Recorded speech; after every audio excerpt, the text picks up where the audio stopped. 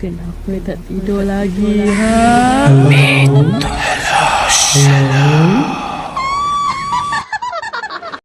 তারাতান্ত্রিকের দ্বিতীয় গল্প, মধুসুন্দরী দেবীর আবির্ভাব। তারাতান্ত্রিকের প্রথম গল্পটা আপনারা শুনেছেন কিছুদিন আগে, হয়তো অনেকেই বিশ্বাস করেন, সুতরাং এই গল্পটি বিশ্বাস করবেন সেই আশা করি। কিন্তু এই দ্বিতীয় গল্পটি এতটাই অদ্ভুত যে আপনাদের শুনবার একটুখানি লোভ তৈরি হবে। দেয়ার আর মোরাল থিংস ইন হেভেন, এ আর্থ, এ হেরেশন, ইত্যাদি ইত্যাদি। অতএব এই গল্পটি শোনার জন্য আপনাদের কাছে অনুরোধ রইল। তবে যারা ভূত, প্রেত ও অশরীরিক শক্তিকে বিশ্বাস করেন না, তারা এই গল্পটা না শুনতেও পারেন। সেদিন এতে কাজকর্ম ছিল না।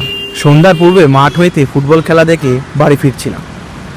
মোহনবাগান হেরে যাওয়াতে মনটা প্রফুল্ল ছিল না। কি আর করি, ধর্মতলার মোড়ের কাছে মটলেনে নম্বরটা মনে ছিল না, তবে বাড়িটা চিনি। তারা জ্যোতিষীর বাড়ি গেলাম। তারা একাই ছিল। আমাকে বলল, এসো হে এসো, দেখা নেই বহুকাল, কি ব্যাপার? কিছুক্ষণ গল্পগুজবের পরে উঠে যেতে লাগলাম। এমন সময় ঘোর বৃষ্টি নামল। তারানাথ আমাকে এই অবস্থায় উঠে যেতে দিল না। আমি দেখলাম বৃষ্টি হঠাৎ থামবে না। তারানাথের বৈঠকখানায় বসে আমরা দুইজন। বৃষ্টির সময় কেমন এক ধরনের নির্জনতার ভাব আসে।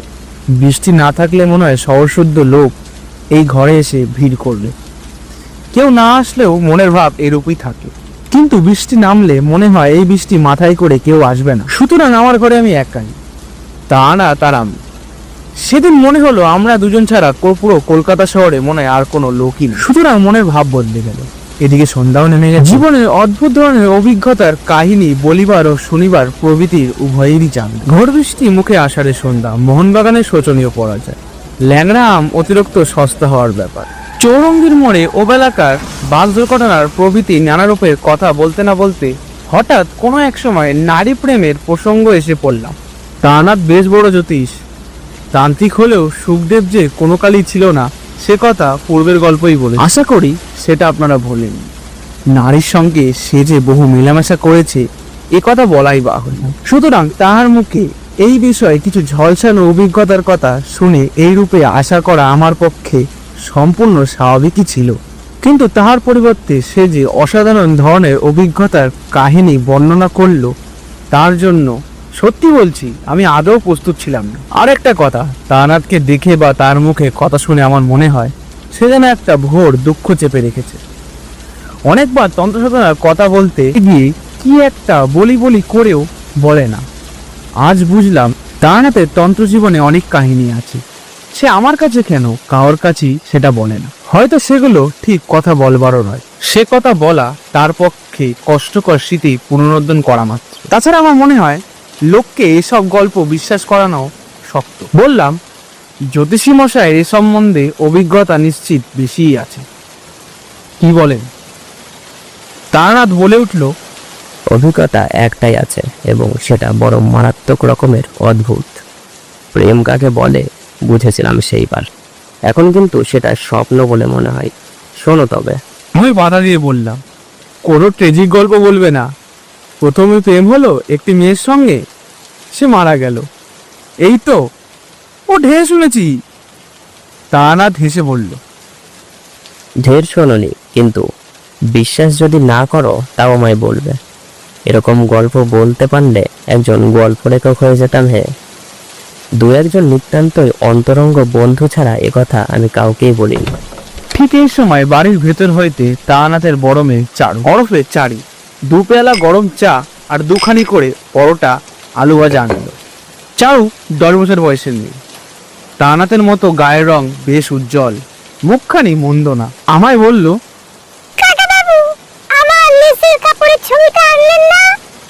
চারুর কাছে আমার কথা দিয়ে রাখা ছিল। ধর্মতলার দোকান থেকে তার উল বোনার জন্য একটা ছবি ও প্যাটার্নের নকশা কিনিয়ে দেবো। বলিলাম, চারু, আজ ফুটবলের ভিড় ছিল, কাল তোকে এনে দেবো। ঠিক। চারু দাঁড়াইয়াই ছিল। তারানাথ বলিল, তুই চলে যা, যা দুটো পান নিয়ে আয়। নিয়ে চলে গেল। আমার দিকে বলল, ছেলে পেলের সামনে সেসব গল্প পরে হবে, এখন চাটা খেয়ে নাও। পরোটা খানা না, না ফেলতে পারবে না, এখন ইয়ং ম্যান তোমরা। বৃষ্টির জলে হাতটা ধুয়ে ফেলো। চা পানের পরে তারানাথ বলতে আরম্ভ করলো। বীরভূমের শ্মশানে যে পাগলির অদ্ভুত কাণ্ডর কথা সেবার বলেছিলাম, তার ওখান থেকে তো চলে এলাম, কিন্তু তন্ত্র সাধনার প্রতি আমার একটা অত্যন্ত শ্রদ্ধা তৈরি হলো। নিজের চোখে যা দেখলাম তা তো আর বিশ্বাস না করে পারি না। এটা পাগলির কথা থেকে বলছি। পাগলি আমায় ইন্দ্রজাল দেখিয়েছিল নিম্নতন্ত্রের সাহায্যে, কিন্তু সে তো ব্ল্যাক ম্যাজিক ছাড়া উচ্চতরের কথাও বলেছিল। ভাবলাম দেখি না কি আছে এর মধ্যে। গুরু খুঁজতে লাগলাম। খুঁজলেই বা কি হবে? পথে পথিকের দর্শন পাওয়া অত্যন্ত দুর্লভ। তৃতীয়ত, সাধারণ মানুষকে অত্যন্ত বোকা। এদের ঠকানো খুব সহজ, বিশেষত ধর্মের ব্যাপারে। যাক, ওসব কথা বাদ দাও। আমি ধনী জানানো ব্যবসাদার, সাধু অনেক দেখেছি। ইন্স্যুরেন্স দালাল দেখলাম, দেবী ওষুধের মাদুলি বিক্রেতাকেও দেখলাম সাধু বেশে, ভিক্ষক দেখলাম। সত্যিকার সাধু শুধু দেখিনি। এই অবস্থায় বরাকর নদীর ধারে শালবনে একদিন ক্ষুদ্র গ্রামের সীমায় এক মন্দিরে আশ্রয় নিলাম। শীতকাল, আমি বনের ডালপালা করিয়ে আগুন করবার জোগাড় করছি। এমন সময় একজন শ্যামলা ঋষি ও দীর্ঘাকৃতি পৌর সাধু দেখি একটা পুটুলি বগলে নিয়ে মন্দিরে ঢুকছে। আমি গিয়ে ষষ্ঠাঙ্গে প্রণাম করলাম। সাধুটি বেশ মিষ্টিভাব বললেন, তুই দেখছি বড় ভক্ত, কি চাস এখানে? বাড়ি ছেড়ে রাগ করে বেরিয়েছিস? আমি বিনীত প্রতিবাদের সুরে বললাম, রাগ নয় বাবাজি, বৈরাগ্য। সাধুজি হেসে বললেন, যে কথাটি পাগলিও বলেছিলেন। ওরে ছোকরা, সাধু হবে বললেই হওয়া যায় না। তোর মধ্যে ভোগের বাসনা এখনো পূর্ণ মাত্রায় রয়েছে। সংসার ধর্ম করগে যা। মন্দির থেকে বেরিয়ে দূরে ছাতিন গাছের তলায় সাধুর পঞ্চমণ্ডুর আসন, 5টি নরমুণ্ডু পেতে তৈরি। সাধু রাতে সেখানে নির্জনেই সাধনা করে, তাও দেখলাম। মনে বড় শ্রদ্ধা হলো। সংকল্প করলাম এই মহাপুরুষকে ছেড়ে কোথাও যাচ্ছি না এবার। কিছুদিন লেগে থাকলাম তার পিছনে। তার হোমের কাঠ ভেঙে এনে দিতাম। 3 মাইল দূরে কুসুমবর্ণী গ্রাম থেকে তার চাল ডাল কিনে এনে দিতাম। গ্রামের সকল লোকের মুখে শুনতাম সাধুটি বড় একজন তান্ত্রিক। অনেক অদ্ভুত ক্রিয়াকলাপও তার জানা আছে। তবে তবে পাগলির কাছে লোকে আমাকে যেতে যেমন ভয় দেখিয়েছিল, এখানেও সেমন ভয় দেখালে। ওহে, তান্ত্রিক সাধু সন্ন্যাসীদের বেশি বিশ্বাস করো না, ওরা সব পারে। আর একটা কথা, সাবধানে চলো, না হলে বিপদে পড়ে যাবে। শীঘ্রই ওদের কথা একদিন বুঝলাম। গভীর রাতে আমার ঘুম ভেঙে গেল। সেদিন শুক্লা পক্ষের রাত্রি, বেশ ফুটফুটে জোছনা। মন্দির থেকে ছাতিম গাছের দিকে চেয়ে দেখলাম সাধু বাবাজি কার সঙ্গে পঞ্চমুণ্ডের আসনে বসে কথা বলছেন। কৌতূহল হলো, এত রাতে কে এলো এই নির্জন নদী তীরে জঙ্গলের মধ্যে? কৌতূহল সামলাতে না পেরে এগিয়ে গেলাম। অল্প দূরে গিয়েই যা দেখলাম তাতে আর এগিয়ে যেতে সংকোচন বোধ হলো। সঙ্গে সঙ্গে রীতিমতো আশ্চর্য হয়ে গেলাম। সাধু বাবাজি এত রাত্রে একজন মেয়ে মানুষের সঙ্গে বসেছে। গাছের আড়ালে মেয়েটিকে আমি খানিকটা স্পষ্ট, খানিকটা অস্পষ্ট দেখে আমার মনে হলো মেয়েটি যুবতী এবং পরমা সুন্দরী। এত রাতে গুরুদেব কোনো মেয়ের সঙ্গে কথা বলছেন, সে মেয়েটি এলোই বা কেমন করে একাই নির্জন বাগানে? যাই হোক, বেশি দূরে অগ্রসর হলাম না, টের পেয়ে যাবে। মনে কেমন একটা ভয় হলো। সেদিন রাতে চলে আসলাম। তারপরের দিন রাত্রে আমি ঘুমালাম না। গভীর রাতে উঠে পা টিপে টিপে বাইরের দিকে গাছের আড়াল থেকে উঁকি মেরে দেখি কাল রাতে সেই মানুষটি আজও এসেছে। ভোর হওয়ার কিছু আগে পর্যন্ত আমি সেখানে গাছের আড়ালেই দাঁড়িয়ে রইলাম। ফর্সা হওয়ার লক্ষণ হচ্ছে দেখে আর সাহস হলো না। মন্দিরে গিয়ে নিজের বিছানায় শুয়ে পড়লাম। পরদিন রাত্রে আবার অবিকল তাই। একদিন আর একটা জিনিস লক্ষ্য করলাম, যে মেয়েটির সঙ্গে কথা হচ্ছে তার পরনের বস্ত্রাদি বড় অদ্ভুত ধরনের। সে যে কোন দেশের বস্ত্র জানা নেই। সেটা না শাড়ি, না ঘাগরা, না জাপানি কিনোমো, না মেয়েদের গাউন, অজানা। ভারী চমৎকার মানিয়েছে বটে। সেদিন আরও একটা কথা আমার মনে হলো, মেয়ে মানুষটি যেই হোক না কেন, সে জানে আমি রোজ গাছের আড়ালে দাঁড়িয়ে দাঁড়িয়ে ওর দিকে চেয়ে থাকি। কি করে আমার কথা মনে হলো তার আমি জানি না, কিন্তু এই কথা ভাবি আমার মনের মধ্যে উদয় হওয়ার সঙ্গে সঙ্গে মনে হলো কেমন একটা ভয়। সরে পড়ি, বাবা কি দরকার এসবের মধ্যে থেকে। কিন্তু পরদিন রাতে এক সময় আর শুয়ে থাকতে পারলাম না, নিশ্চিত মনে উঠে যেতেই হলো। সেদিন আর একটা জিনিস লক্ষ্য করলাম, মেয়ে মানুষটি যখন থাকে তখন এক ধরনের খুব মৃদু সুগন্ধ যেন বাতাসের মধ্যে পাওয়া যায়। এ কদিনও এই গন্ধটা পেয়েছি, কিন্তু ভেবেছিলাম কোনো বন্য ফুলের গন্ধ হয়তো। আজ বেশ মনে হলো এই গন্ধের সঙ্গে ওই মেয়েটির উপস্থিতির একটা সম্বন্ধ বর্তমান। এরকম চলল আরো 10-12 দিন। তারপরে সাধুর ডাক এলো কোডামার এক গারোয়ালি জমিদার বাড়ি, কি শান্তি সত্যায়ন করার জন্য। সাধুজি প্রথমে যেতে রাজি হননি, 2 দিন তাদের লোক ফিরে গিয়েছে, কিন্তু দ্বিতীয়বারে জমিদারের ছোট ভাই নিজেই পালকি নিয়ে এসে সাধুকে অনেক খোশামত করে নিয়ে গেলেন। মনে ভাবলাম এ আর কিছুই নয়, সাধুজি সে মেয়েটিকে ছেড়ে একটিও রাত বাইরে কাটাতে রাজি নয়। কিন্তু নিকটে কোথাও বস্তিও নেই, মেয়েটি আসেই বা কোথা থেকে? আর সাধারণ সাঁওতাল বা বিহারিও নয় মেয়েটি। আমি অনেকবার দেখেছি মেয়েটিকে, প্রত্যেকবারই আমার দৃঢ় বিশ্বাস হয়েছে এ কোনো বড় ঘরের মেয়ে। যেমন রূপসী তেমনি তার অদ্ভুত ধরনের অতি চমৎকার এবং দামি পরনের পরিচ্ছদ। হঠাৎ আমার মনে একটা দুষ্টু বুদ্ধি জাগলো। আমার মনে হয়েছিল মেয়েটিকে সাধু বাবাজি হয়তো খবর দেওয়ার সুযোগই পায়নি। দেখাই যাক না আজকে আসে কিনা। অল্প বয়স, যাকে তোমরা বলো রোম্যান্স, তখন আমার এটা যথেষ্ট ছিল। এতে তুমি আমাকে দোষও দিতে পারো। নির্দিষ্ট সময়ে কিছু আগে সেদিন আমি নিজেই গিয়ে পঞ্চমুণ্ডির আসনে বসে রইলাম। মনে ভয়ানক কৌতূহল হলো, দেখি আজ মেয়েটা আসে কিনা। কেউ কোনো দিকে নেই, নির্জন রাত্রি। মনে একটা ভয়ও হলো, এ ধরনের কাজ কখনো করেও নি কোনোদিন। হাঙ্গামায় আবার না পড়ে যাই, তখন আমি নির্বোধ যুবক মাত্র। ঘৃণা করেও যদি জানতাম অজ্ঞাত সারে কি ব্যাপারে সম্মুখীন হতে চেয়েছি, তবে কি আর আমি ছাতিন তলার একা পঞ্চমুণ্ডির আসনে বসতে যাই? সে রাত্রের জের আমার জীবনে আজও মেটেনি।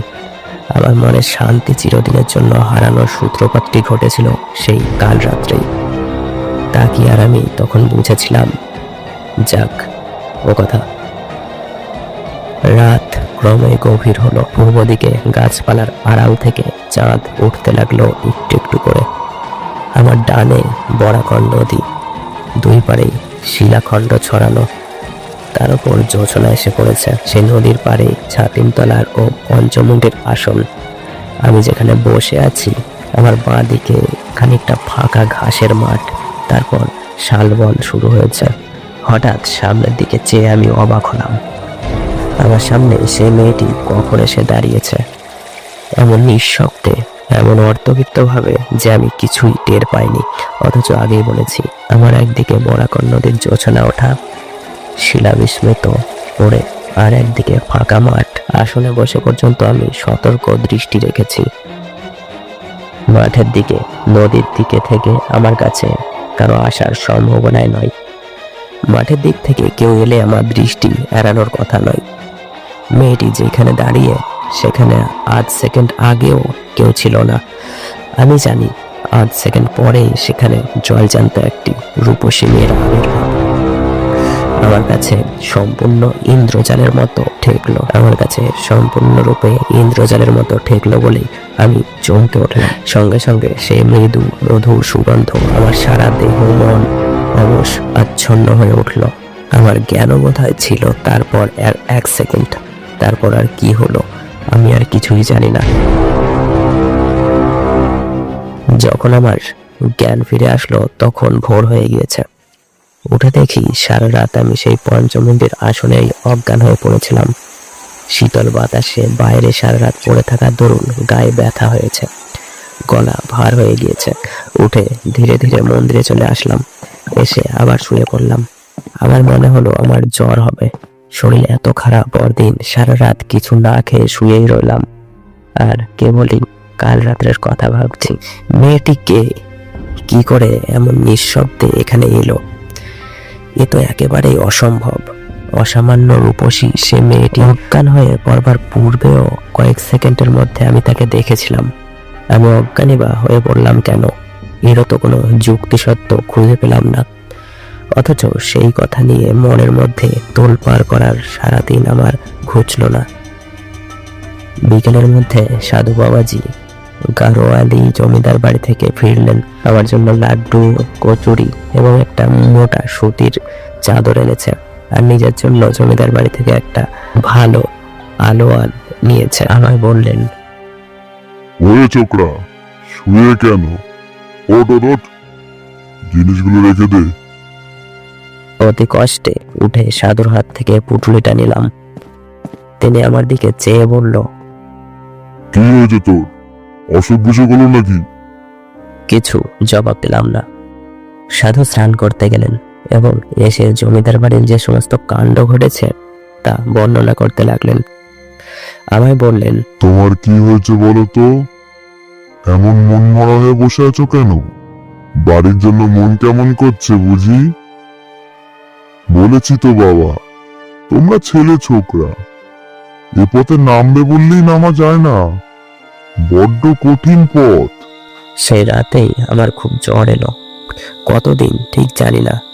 অজ্ঞান অচেতনায় রইলাম। জ্ঞান হলে দেখলাম সাধু শিওরে বসে আছে। বোধহয় তারই সেবা যত্নে এবং দয়ায় সেবাক্রমে সেরে উঠলাম। সেরে উঠে একদিন গাছতলায় বসেছি দুপুরের পরে। সাধু বললেন, ছেলে ছোকরা কিনা, কি একটা কাণ্ড বাঁধিয়ে বসলি বাপ। এবার তো বাঁচতেই না, অতি কষ্টে বাঁচিয়েছি। আচ্ছা বাপু বলতো, পঞ্চমন্ডির আসলে কি করতে বসেছে? আমি তো অবাক, কি করে জানলো উনি? আমি তো কোনো কথাই বলিনি। হঠাৎ আমার সন্দেহ হলো সে মেয়েটির সঙ্গে নিশ্চয়ই সাধু ফিরে এসে কথা হয়েছে। সেই বলেছে। আমাকে চুপ করে থাকতে বলে সে বলল, কে ভাবছিস আমি কি করে জানলাম? আরে বাপ, তোরা কতটুকুই বা জানিস আর কতটুকুই বা বুঝিস? তোমাদের দেখে দয়া হয়। ভয়ে ভয়ে বললাম, আপনি কি করে জানলেন? সাধু হেসে বললেন, আরে পাগল, তুমি তো জোরে করে বলছিলে এসব কথা, না হলে আমি জানবই বা কি করে? যাই হোক, এবারের মতন প্রাণে বেঁচে গেলে আর কখনো এরকম করতে যাবে না, ঠিক আছে? আমি চুপ করে রইলাম। তাহলে আমি নিজেই বিকারের ঘরে সব ফাঁস করে দিয়েছি। সেদিনই মনে মনে সংকল্প করলাম, 2-1 দিনের মধ্যেই এখান থেকে চলে যাব, শরীরটা একটু সুস্থ হয়ে উঠলেই। কিন্তু আমার ভাগ্যলিপিটা অন্যরকম ছিল।